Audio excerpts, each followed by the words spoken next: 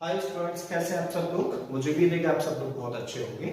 Students, आज के इस वीडियो लेक्चर में जो क्वेश्चन हम लोग सॉल्व करने जा रहे हैं वो 10th क्लास के चैप्टर रियल नंबर्स से एक छोटा सा बट बड़ा ही खूबसूरत क्वेश्चन है। देखते हैं क्या दिया है इसमें बोला गया है can 15 raise to the power n and with 0 for any positive integer n। मतलब कि किसी भी पॉजिटिव इंटीजर n के लिए 15 raise to the power n कभी भी 0 पर एंड हो सकता है या फिर नहीं। आई थिंक क्वेश्चन आपको समझ आ गया है, तो चलिए स्टार्ट करते हैं इसको आगे करना।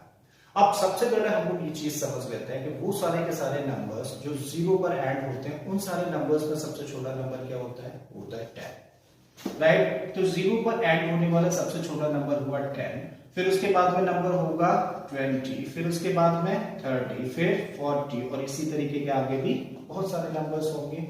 अब जब हम लोग इन नंबर्स को देखें 20, 30, 40, ये सारे के सारे नंबर्स क्या हैं, ये सारे के सारे नंबर्स हैं 10 का मल्टीपल। देखिए 20, 30, 40 ये सब क्या है, 10 के मल्टीपल्स हैं। अब अगर हम लोग 10 को फैक्टराइज करें, प्राइम फैक्टराइज करें, तो यहाँ पे हम लोगों को दो फैक्टर्स मिलते हैं, क्या, 2 और 5, राइट। अब 10 के फैक्टर्स हैं 2 और 5, और 10 क्योंकि ये सारे नंबर्स क्या है, 10 के मल्टीपल है, तो 10 क्या हुआ, इन सारे नंबर्स का फैक्टर। तो 10 इन सारे के सारे नंबर्स का फैक्टर है जो कि 0 पर ऐड होते हैं, और 10 के खुद फैक्टर्स क्या है, 2 और 5 हैं, ठीक है, प्राइम फैक्टर्स। इसका मतलब क्या हुआ कि वो सारे के सारे नंबर्स जो कि 0 पर ऐड होते हैं, ये कंपलसरी है कि उनके प्राइम फैक्टराइजेशन में कम से कम एक 2 और कम से कम एक 5 एज अ फैक्टर होगा। मतलब अगर हम लोगों को ये देखना है कि कोई भी नंबर 0 पर ऐड होगा या फिर नहीं, तो जस्ट क्या करें, उसको प्राइम फैक्टराइज करें और कम से कम एक 2 मिले और कम से कम एक 5 मिले एज अ फैक्टर, तो फिर डेफिनेटली वो नंबर 0 पर ऐड होगा, ठीक है। यही कॉन्सेप्ट हम लोग यूज करेंगे यहाँ चेक करने में। अब नंबर क्या दिया है हम लोगों को, 15 raise to the power n, right. अब इस 15 को हम लोग फैक्टराइज करके क्या लिख सकते हैं, इसको लिखा जा सकता है 3 into 5 raised to the power n। बात यहां तक समझ आई आप लोगों को।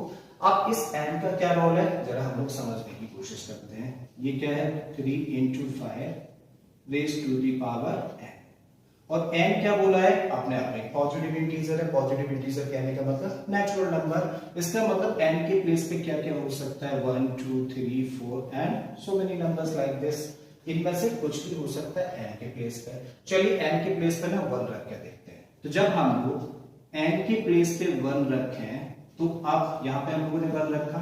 अब इस नंबर को हम लोग क्या लिख सकते हैं, इसको लिख सकते हैं 3 की पावर 1 into 5 की पावर 1, कोई फर्क नहीं पड़ा, राइट। अगेन n के प्लेस पे अगर हम लोग 2 रखें तो कुछ इस तरीके से लिख सकते हैं, और इसी चीज को लिखा जा सकता है 3 की पावर 2 into 5 की पावर 2। n के प्लेस पे अगर हम लोग 3 रखते हैं, देखो n के प्लेस पे हम लोगों ने क्या रखा, 3 रखा, तो इसी को हम लोग लिख सकते हैं 3 की पावर 3 into 5 की पावर 3, राइट। हम लोगों ने क्या सीखा यहाँ पे कि n के प्लेस पे 1, 2, 3, 4, 5 यानी कि कोई भी पॉजिटिव इंटीजर हम लोग रखते हैं, हर बार हम लोगों को जो प्राइम फैक्टर्स मिल रहा है वो 3 और 5 ही हैं। मींस n की कुछ भी वैल्यू रख देने से जो बेस के प्राइम फैक्टर्स हैं, यानी कि जो नंबर के प्राइम फैक्टर्स हैं, उन पर कोई फर्क नहीं पड़ेगा।